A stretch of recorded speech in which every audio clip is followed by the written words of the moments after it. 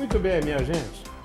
Nós estamos aqui iniciando o programa Ideia Livre, que é uma ideia e uma concepção do GEID, Grupo de Estudos Integrais Demétrios, assessorado pelo Grupo Espírita Irmão Demétrios, e que vai ter, através do seu canal do YouTube chamado GEID TV, a exposição de algumas entrevistas, alguns bate-papos que a gente vai levar aqui, que sejam do interesse absoluto de vocês.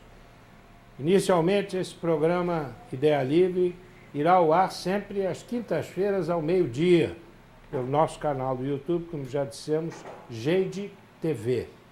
GEID é com G-E-I-D mudo TV.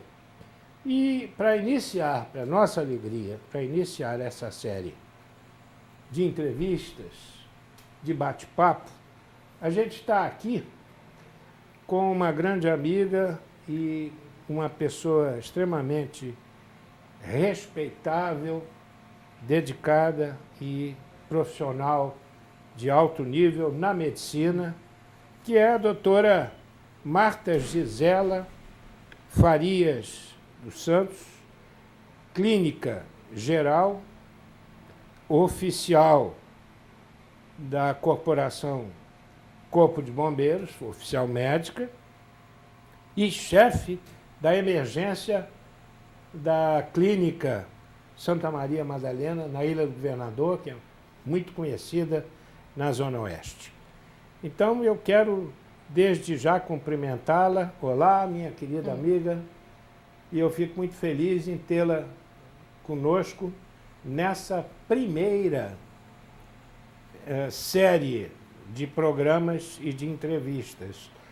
E eu quis trazer a doutora Marta, não só porque eu a conheço bem, mas porque a doutora Marta tem uma história, que eu diria que são muitas histórias, muitas histórias, e que ela já, nas nossas conversas, já me emocionou muito. E eu acho que ela vai emocionar muito vocês, pelo que ela viveu, pelo que ela tem vivido e pelo que ela vive, sobretudo.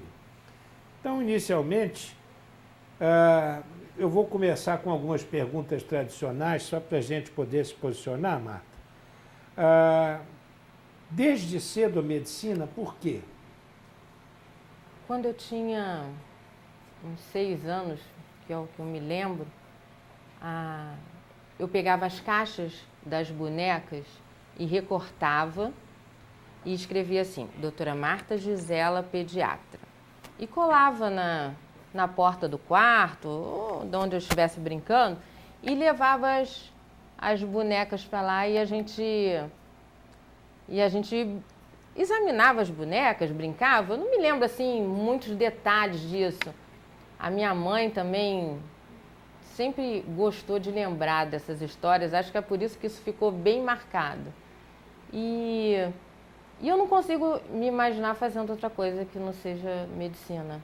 Eu acho que eu já vim com essa sementinha lá dentro que só veio germinando. Não consigo pensar em outra coisa. Não tinha parentes médicos, por Não, exemplo, não. as irmãs, irmãos, irmãs? Não, nem. eu venho de uma família muito humilde. Muito simples. O meu pai, ele entrou no exército como soldado. A minha mãe era costureira. Os meus avós paternos, minha avó era lavadeira, meu avô pintor, um outro avô, ele era fazendeiro, se é que pode chamar que existe fazenda no sertão do Ceará, e a minha avó também era costureira. Então a gente vem de uma família bem simples. Portanto, não foi fácil, né, Marta? Chegar à medicina, formar-se, estudar, sempre com a dificuldade daquela falta de recursos. Eu sempre estudei em escola pública. Eu estudei na Orlando Dantas, estudei no Newton Braga. Tempo bom. Muito bom. Tempo que a escola pública... Fiz faculdade na UF. Na UF. Tudo. Então eu não tenho muita vivência de escola particular, nada disso. Meus filhos, eu consigo dar isso a eles, porque a gente sabe que hoje em dia a educação não é tão simples, né? Antigamente eu acho que era mais fácil. Você tem uma família muito bem constituída, que também eu tenho a felicidade e a alegria de conhecer, né? Isso. Conheço bem o casal, você tem um casal de filhos, o Leonardo e a Juliana. Isso. Qual é a idade dos dois? Leonardo tem 20 e Juliana tem 19. Muito bem. O nosso abraço ao Alberto, que é quem está acompanhando a Marta, o seu companheiro, e que leva com muito carinho a vida desses dois. Mas a razão principal da gente querer ter trazido você aqui e eu querer dividir com essa turma o seu exemplo é que você teve uma outra filha chamada Temporona. E eu queria que você nos dissesse um pouquinho de como é que veio esta criança e o que aconteceu, qual foi o fato que te marcou exatamente com essa filha Temporona querida. A Bruna, ela foi um bebê, assim, foi uma gravidez tranquila, sem grandes problemas, uma criança extremamente desejada, porque eu sou extremamente apaixonada pelo meu marido, pelo Alberto, e a gente precisava ter um bebê nosso. Apesar de já ter um casal... Apesar de já ter o Leonardo e a Juliana na época, e o Alberto sempre foi extremamente um segundo pai para as crianças, isso é uma grande verdade. Então, a Bruna, ela veio para iluminar aquela casa. Ela é uma menina adorável, inteligente, tinha umas sacadas assim, muito... coisa de doido mesmo. Uma menina muito especial. E aí, de repente, o destino marcou um encontro com ela e com você, não é, Marta? Agora em outubro, no dia 9 de outubro de 2015, vão fazer 5 anos. Ela estava indo numa festa com a minha irmã e como meu cunhado queria beber, né, usar bebida alcoólica, ele achou por bem não dirigir. E tinha outras pessoas que iam. Então, em vez de ir em 2 carros, eles resolveram alugar uma van e a pessoa ia levar eles à festa e ia trazer. Quando a Bruna estava usando um remédio para o nariz, que ela tinha muita rinite, e a minha irmã esqueceu o remédio. Mas, não, tia, não tem problema. Isso é essa história que eu sei, porque eu não estava no carro com eles. E como eles tinham esquecido também o presente do aniversariante, eles resolveram voltar. Quando eles estavam voltando ali na estrada do Rio de Jequiá, ali perto do batalhão, um motorista embriagado bateu na van que eles estavam e a minha filha não estava de cinto de segurança e esse carro tombou e ela foi vítima fatal, ela morreu no local. Tinha outras pessoas, a minha irmã teve uma luxação no ombro, a sogra do meu cunhado teve uma fratura de fêmur e fratura de bacia e outras escoriações. A sua sobrinha estava também, não é? É, a minha sobrinha também, que é mais nova. Que era mais ou menos da idade da Bruna. A Bruna tinha 6 anos, acredito que a Carol deveria ter uns 4 anos de idade. Você salvou a sua sobrinha? É, a única pessoa que morreu no acidente foi a Bruna. Tá, você tem uma perda gigantesca numa situação e numa circunstância difícil, porque nem a tua presença, nem estava você presente nesse momento, não pôde, sendo médica, socorrista, não estava ali. E aí, Marta, a vida vira do lado do avesso, né? Vira, Horácio. E 2 meses antes, no Dia dos Pais, a gente estava na comemoração que tinham várias pessoas lá em casa. O pai das crianças estavam lá, o Alberto estava todo mundo. E a gente fez um churrasco em casa e a minha mãe, a gente já tinha acabado tudo, e a minha mãe estava jogando o lixo, o resto de comida, né, na lixeira, e ela caiu para trás. Quando ela caiu, eu falei, caramba, mãe, o que houve? A minha mãe, ela tinha um problema cardíaco, que ela fazia uma arritmia. A arritmia dela, ela é como se o coração batesse de uma forma acelerada durante um período e voltasse ao normal. E quando ela tinha essa arritmia, que a gente chama de não sustentada, ela tinha tonteira, mal-estar e tudo. E quando ela caiu, que eu olhei para minha mãe, eu notei que ela estava numa parada respiratória, ela não estava respirando. Então eu imaginei, meu Deus, a arritmia dela sustentou. Então a arritmia está direto. Então o que eu fiz? Eu comecei a fazer massagem cardíaca e respiração boca a boca da minha mãe e pedi para alguém, liga para o bombeiro e avisa que a mãe da capitã Marta Gisela precisa de uma ambulância, eu quero um desfibrilador. Porque essa arritmia, só através do choque que você reverte. A pessoa praticamente acorda como se nada... Você dá um encontrão assim no coração, o coração volta a bater de uma forma normal. E eu fiquei ali mantendo. E quando o bendito desfibrilador chegou, que a médica da ambulância, que eu até já conhecia antes, colocou aquelas que a gente chama de pás, né? Aquele que dá o choque, colocou no coração, eu consegui ver no desfibrilador que era a arritmia sustentada. Quando eu vi aquilo, eu fiquei tão aliviada que eu falei, pronto, acabou o problema. Vai chocar ela e ela vai acordar. Só que por alguma coisa do destino, o desfibrilador ele não soltou a carga, não funcionou. Ele funcionou como monitor para eu poder ver o que estava acontecendo, mas não funcionou como desfibrilador para o choque. E a consequência disso é que a minha mãe acabou evoluindo para óbito. Isso foi no dia 8/8/2010 e o acidente da Bruna foi no dia 9/10/2010, quer dizer, um intervalo aí de 2 meses entre Em 60 dias, mais ou menos, você perde uma mãe numa situação circunstancial difícil, que está numa festa, num churrasco, e perde uma filha numa situação também muito difícil, né? Você tinha alguma formação espírita nessa época? Imaginava a vida além da matéria, a sobrevivência da alma, coisa nesse nível, Marta? Dizer para você que eu tinha alguma vivência espírita, eu não tinha. Porque eu venho de uma família extremamente católica e que não tem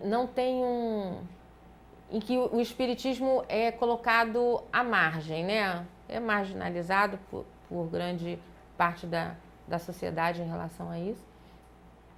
E não tinha, mas algumas coisas que você acaba se envolvendo, lendo, então completamente crua, eu não digo a você que eu era, porque eu li algumas coisas de interesse, mas formação espírita não. Como até hoje eu me considero uma ignorante nessa... Tenho as minhas aulas particulares com você, né? Menos que ignorante você não é, mas veja... A vida tem que seguir, né, Marta? E você tem em casa um pai desolado, né?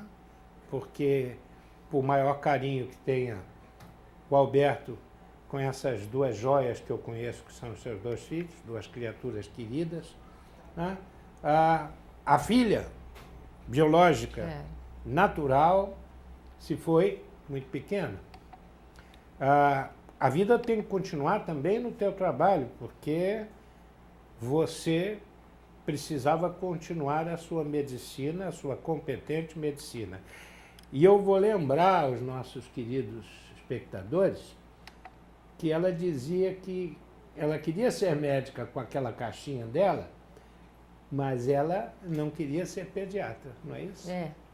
Na época lá era a doutora Marta Gisela pediatra, mas criança não rola. Porque imagina-se toda a dificuldade de um ser humano, de uma mãe, de repente está atendendo crianças mais ou menos do mesmo tamanho de Bruna, no seu dia a dia, atendendo senhoras que certamente seriam arrítmicas em termos de coração, porque você, como oficial médica bombeira, está na emergência, está se defrontando com isso e com esses desfibriladores todos os dias, não é?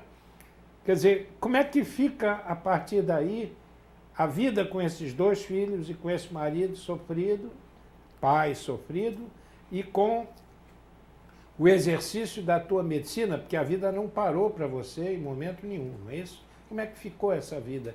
Como é que ficou o desempenho e o dia a dia dessa médica dedicada? Eu lembro que eu sempre tive medo e achava assim muito horroroso. Aquelas coisas de novela, ou pessoas que contavam que recebiam uma ligação, seu filho sofreu um acidente, vem para o hospital, ou fulano morreu, sabe? Eu sempre achei isso muito ruim. E até hoje eu continuo achando isso. E no dia que a minha irmã me ligou, dizendo, que ela me chama de Jean, né? Que é o meu apelido. Falou assim, Jean, vem pra cá, a Bruna se machucou muito. E eu fui de carro até lá. E quando eu vi entrando a ambulância, uma maca na ambulância, eu achei que, deve ser a Bruna. Elias, deixa eu olhar o que está acontecendo. Aí todo mundo me olhava assim, eu não entendia, eu queria ir para algum lugar, ninguém me dizia para onde que estava a minha filha. Até que eu vi como é que eu vou te dizer? Um pano na calçada. E quando eu olhei aquele pano, eu tive certeza que ali estava minha filha. E eu tirei o pano e eu olhei a minha filha, ela estava inteira, Horácio. Ela não tinha uma marca de nada. Então a sensação que eu tenho que naquele momento eu me dividi em duas. A Marta, mãe da Bruna, teve um piti e desmaiou, isso dentro de mim. Não é você não viu, ninguém viu. Então essa Marta, ela desmaiou. E a outra Marta, a Marta médica, a Marta esposa, a Marta mãe, que tinha mais dois ainda, essa assumiu as rédeas da situação. Então, eu comecei a tentar consolar o Alberto, que estava inconsolável. Comecei a tentar organizar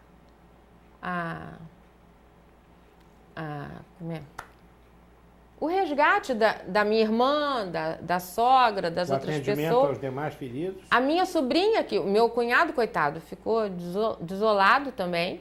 E a minha sobrinha de 4 anos, que estava dizendo que estava com dor de cabeça, que quero a minha mãe, quero o meu pai, e ninguém estava em condições de dar atenção para ela. Eu peguei a Carol, botei ela dentro do carro junto com o Alberto e a gente foi para Madalena para poder ver se estava tudo bem com a Carol também. Então, eu passei, acredito que um ano, essa Marta, mãe da Bruna, assim, quietinha, recebendo algum tipo de, sei lá, de consolo ou de... Incômodo emocional induzido. Perfeito. Eu acho que você foi perfeita agora. E a outra foi trabalhando. Fui trabalhando, fui cuidando da casa, cuidando do marido, dando atenção aos filhos que estavam em aula e pensando, daqui a pouco pensar em vestibular e assim, né?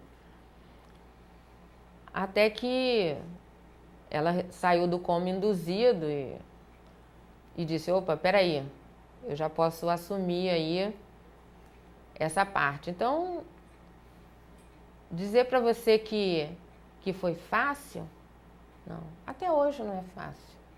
Dá para a gente notar a tua emoção, porque mãe é mãe para sempre, né? A gente costuma dizer é mãe para todas as vidas. Mas, antes da gente falar de como eu conheci, como eu te recebi, também por encaminhamento de outra grande amiga comum, médica, né?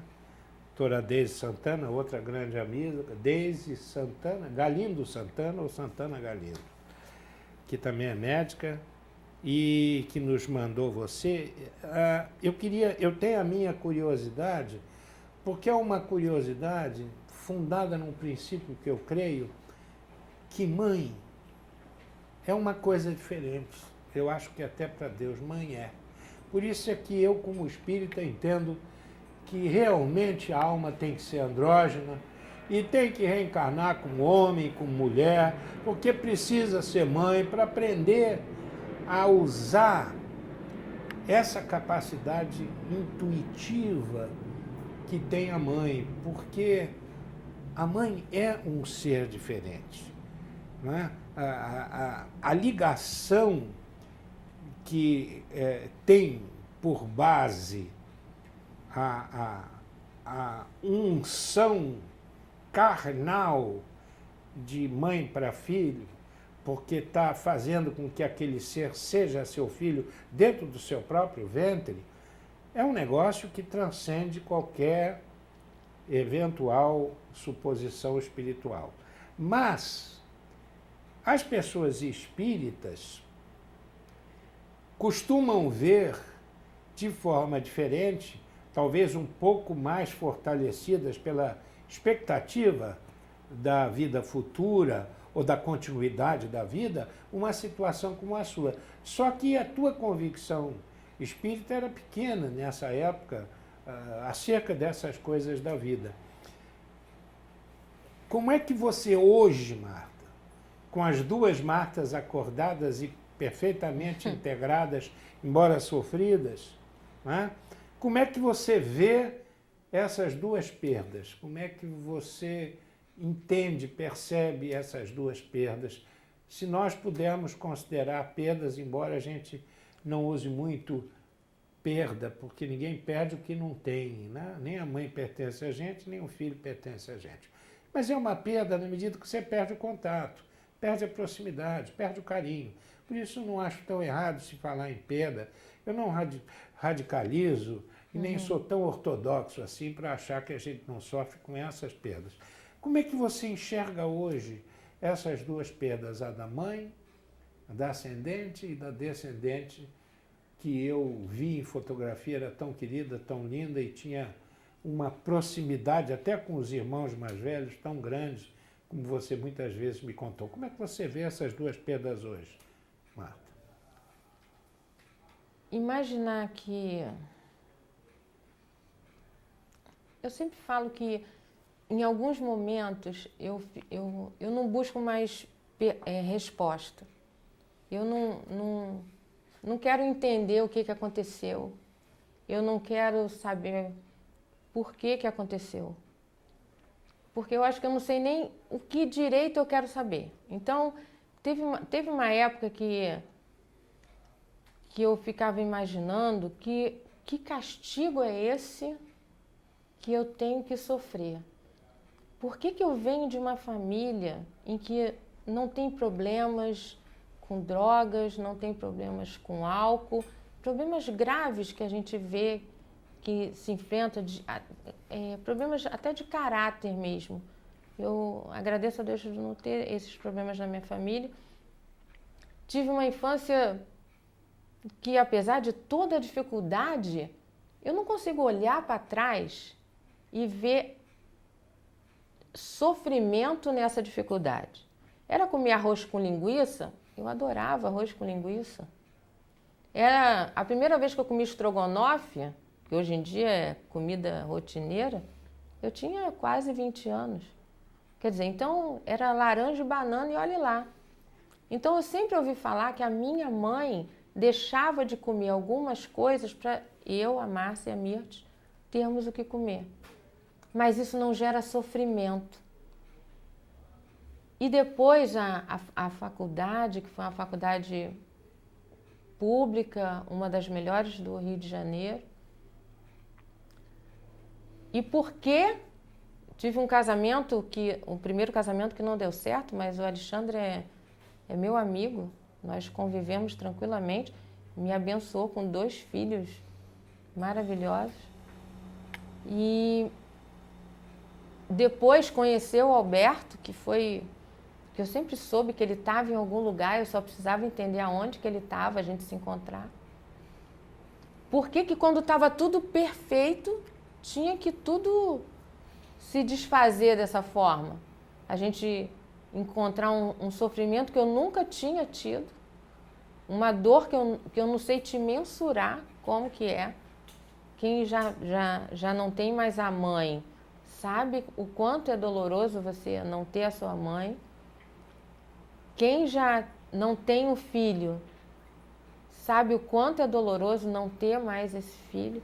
E quem não tem, só de imaginar, porque isso já aconteceu comigo, já era uma dor horrorosa. Você se colocar no lugar de alguém e você tá nesse lugar, não dá para mensurar.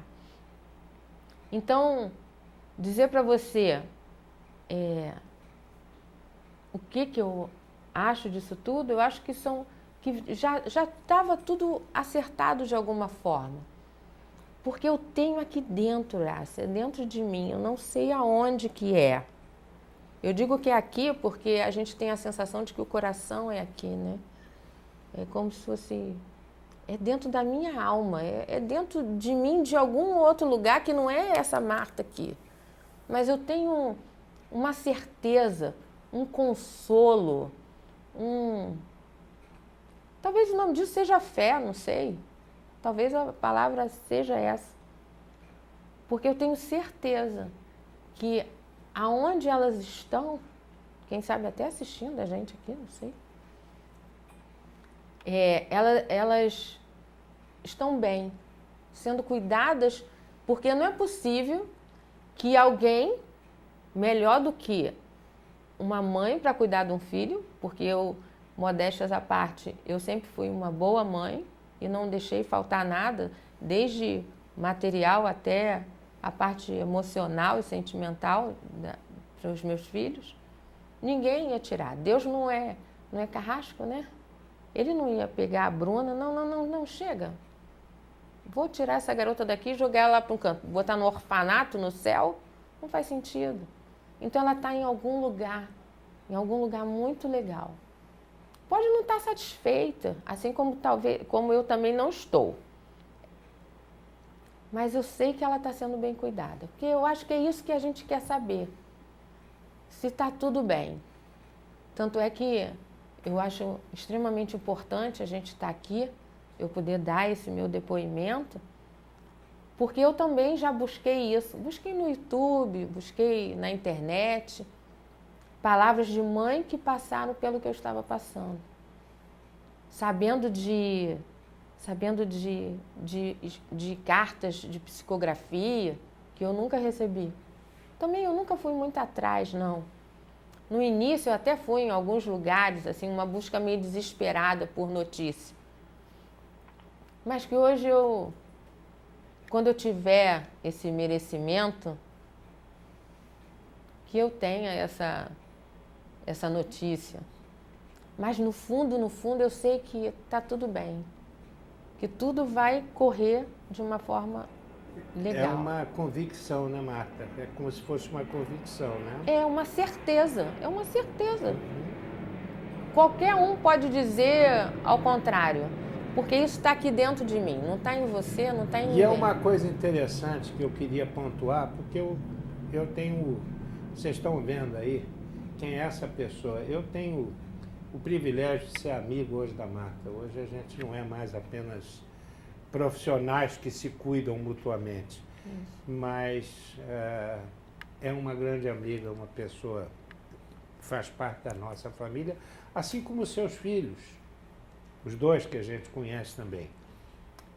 Mas eu queria trazer isso, não porque eu vá recorrer àquele velho clichê de, diga para as outras mães que estão sofrendo a mesma coisa, como elas poderão encarar esse sofrimento, porque eu não acredito nesse clichê. Nós somos únicos no universo e cada um tem um impacto diferente. Ninguém jamais saberá o que Marta sofreu e sofre, como ninguém saberá o que você sofreu e sofre com as perdas que você também teve. Mas o depoimento mostra a força do ser humano, a força do espírito vivo que está se utilizando desse corpo e que não é derrotado nem por essa trama, vamos colocar entre aspas, do destino. E eu acho que a Marta deu mais um demonstrativo dessa força que ela tem, e aí sim é que eu vou chegar onde eu quero chegar, na médica que hoje é completa, porque ela soma, a médica soma essas duas mulheres, a mãe, a esposa, a mãe que perdeu a filha, a mulher que se cuida, que se trata, a médica, a cientista, se juntam. Houve um determinado momento que, numa circunstância familiar que eu pude testemunhar, a Marta teve uma época em que ela, até hoje, às vezes a gente conversa no nosso consultório, naquilo que nós chamamos de terapia mútua, um ajudando o outro, conversando, na psicoterapia que a gente faz, e de repente eu me vi, enquanto naquele momento terapeuta de Marta, em pálpebras de aranha, porque a Marta disse: Horácio, você não sabe o que aconteceu, tem alguém na família, não vou dizer quem, que engravidou sem querer e que vai ter um neném que essa pessoa ligada à minha família, vai ter esse neném e não quer dar esse neném, quer doar esse neném, e eu já imediatamente passei a me interessar, a querer isso. Vejam só. Depois de tudo isso, surge essa possibilidade. E aí, então, a Marta nos trouxe, com os olhos, né, bastante brilhantes, essa ideia que, a princípio, o nosso caríssimo Alberto contrapontuou um tanto negativamente com relação à ideia, o que foi um contraponto importante, né? Como é que foi esse momento, Marta? Como é que essa coisa pintou e como é que você reagiu com relação a isso? Quando surgiu a oportunidade, quer dizer, foi uma gravidez não desejada e, como tinha tido um rompimento do casal, ela tinha tido um outro relacionamento, então ficou ainda por cima a dúvida da paternidade, paternidade desse bebê. E ela voltou para o marido. Então, o marido ficou na dúvida se aquele bebê era dele. Se fosse dele, ele ia aceitar. Se não fosse, ele não ia querer, porque aquilo é a prova viva de uma traição, vamos dizer assim, apesar de um adultério. Apesar dela não estar com ele naquele momento, mas não vamos entrar nesse mérito. E, Marta, se o bebê não for meu, se não for meu, ele dizia, se não foi meu, você pode ficar com o bebê. E a mãe aceitava isso, porque ela queria continuar com o marido. E eu fui, e a gente começou a... Foi se envolvendo. Fui me envolvendo, querendo o bebê. E aí você começa a pensar, será que esse bebê não é a Bruna voltando? Né? Então, você começa a ter uma expectativa grande, porque eu não... Dizer para você que eu tenho vontade de adotar, eu tenho, mas eu não sei se eu tenho talvez se fosse uma coisa, se não tivesse essa história toda da perda da Bruna, talvez a adoção fosse mais legítima.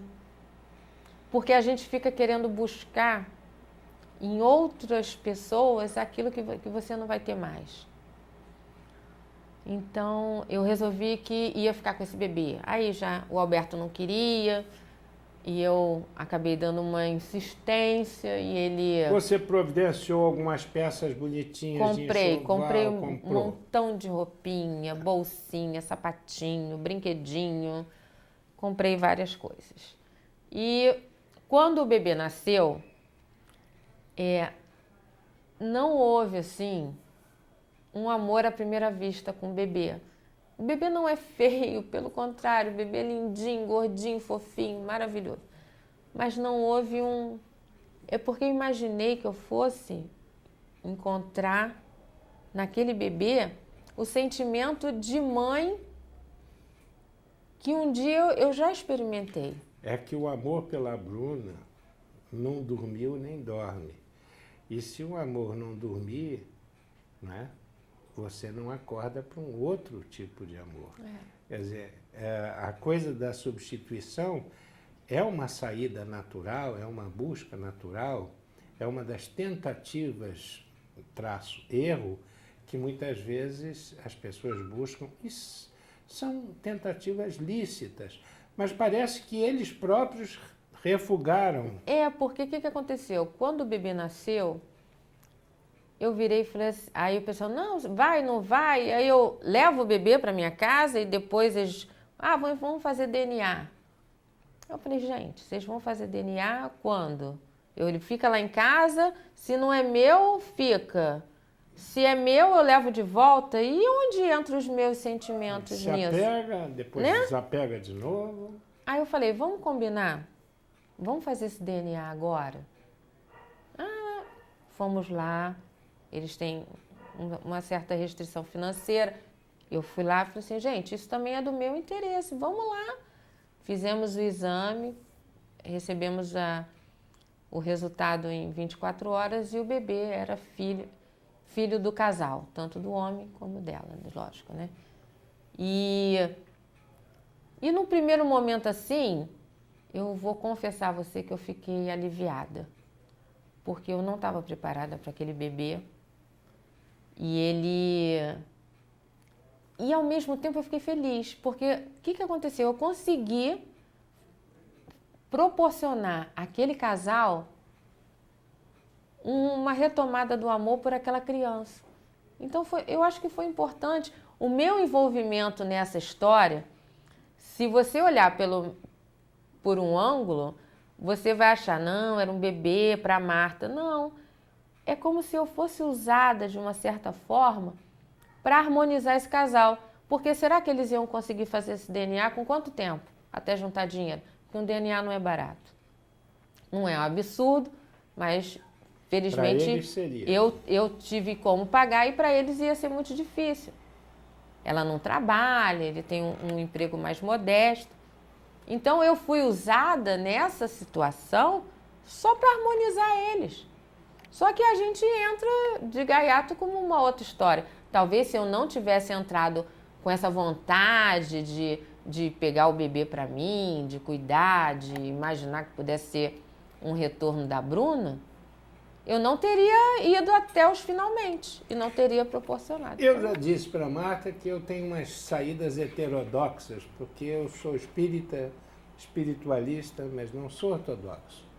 E me permito ousar. Eu acho que na hora que isso não deu certo, a Bruna, onde quer que estivesse, deve ter dito assim, ai que bom, ela é minha mãe, ela é minha mãe, ela é minha mãe. Porque essa coisa da maternidade, ela não acaba de jeito e maneira.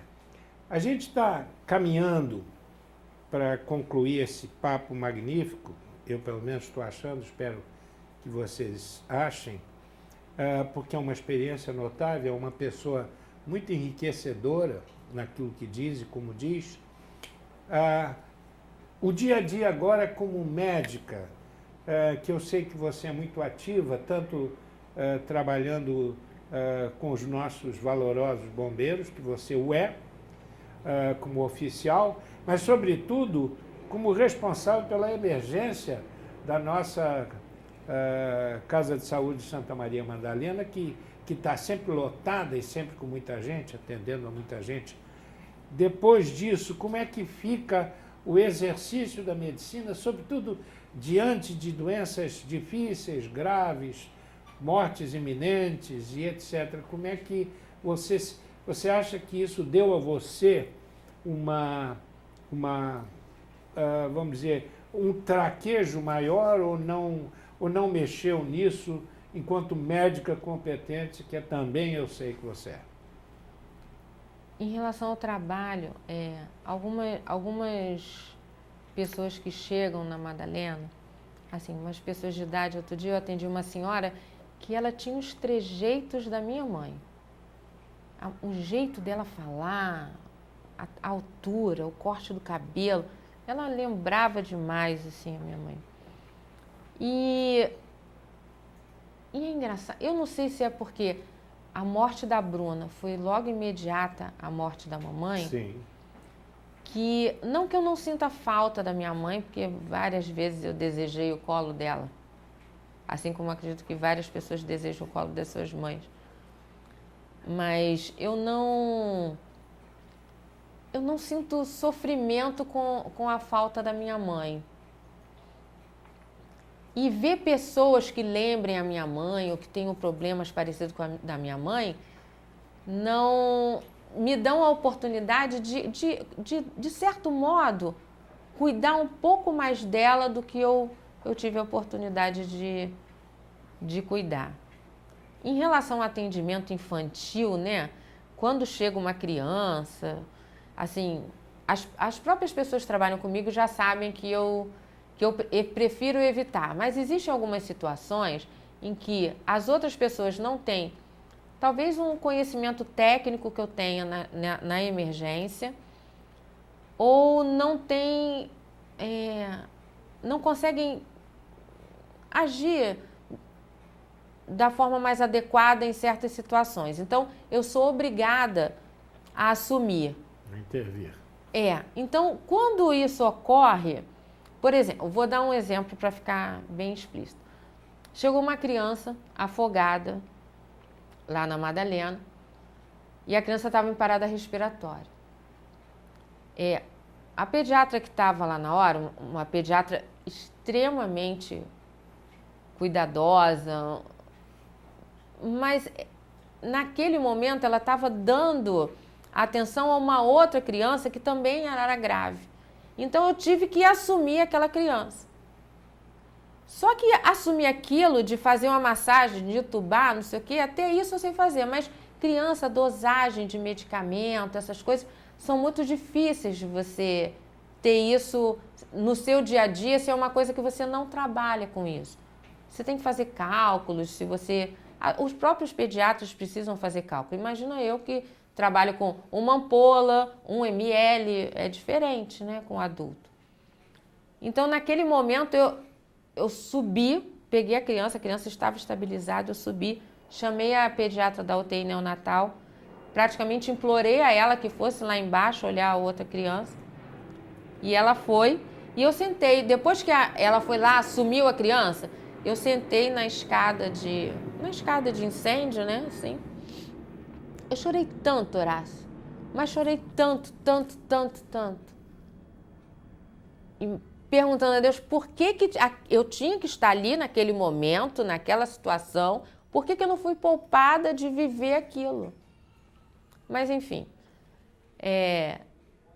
mas depois você recupera. Porque aquele primeiro coisa, por isso que se dá vontade de chorar, eu choro.